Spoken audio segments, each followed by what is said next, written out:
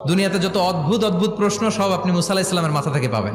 বিভিন্ন বিষয়ে আল্লাহরে প্রশ্ন করতেন। সাইয়েদনা মুসা আলাইহিস সালাম আল্লাহরে বললেন, আল্লাহ আপনি আমার এমন একটা জিকির শিখাইয়া দেন যে জিকিরটার শব্দ আপনি আর আমি ছাড়া কেউ জানবে না।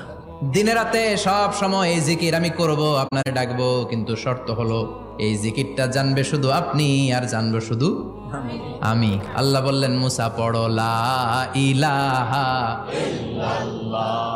মুসা আলাইহিস সালাম কয়, মাবুদ এটা তো জাতীয় জিকির, সবাই জানে। আমি তো চাইছি এক্সেলেন্ট একটা জিকির, কারো কাছে নাই, শুধু আমি জানবো আর আমি পড়বো। আল্লাহ বললেন, মুসা এই লা ইলাহাকে যদি এক পাল্লায় রেখে দাও, তাম বিশ্ব, সাত আকাশ, সাত জমিনটারে তুলে যদি তুমি আরেক পাল্লায় রেখে দাও, লা রাজাহাত কাফাতু লা ইলাহা ইল্লাল্লাহ, মুহূর্তের মধ্যে লা ইলাহার পাল্লা ভারী হয়ে যাবে। ও মুসা, তুমি যতই এক্সক্লুসিভ জিকির চাও, লা ইলাহার চেয়ে দামি জিকির আমার কাছে নাই।